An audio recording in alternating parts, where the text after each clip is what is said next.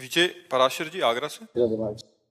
मर जी राधे राधे। मर जी, आपसे जानना चाहता हूं कि जब हम लड्डू गोपाल जी को नहलाते हैं तो उस जल का निस्तारण कैसे करें। अभी तक तो मैं देखता आ रहा था कि हमारे परिवार उस जल को तुलसी जी के पौधे में डाल देते थे, क्या ये सही है मर जी? हाँ। थोड़ा तो चरणामृत ले, आचमन करे, और फिर अगर तुलसी जी हैं तो तुलसी जी में डाल दे, नहीं तो उसको एक पात्र में भर के रखता जाए और फिर गंगा यमुना नदी में, जो आसपास अपने पवित्र नदियां हों उनमें उसमें मिला दे, या तो ऐसे वृक्ष के घेरे में डाले जहां पैर ना पड़े, क्योंकि भगवान का स्नान का चरणामृत है ना, तो उचित यही है कि तुलसी जी के घेरे में डाले।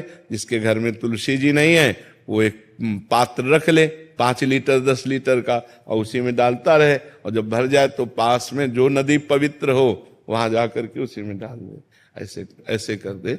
या अब जैसे घर में 10-5 लोग हो, थोड़ा थोड़ा चरणामृत पिए तो सब पी जाएं। ठाकुर जी के स्नान का तो चरणामृत पान करना चाहिए, पर मान लो लीटरों में तैयार होता है तो अब कैसे पान करें, तो फिर उसको ऐसे प्रयोग कर दे।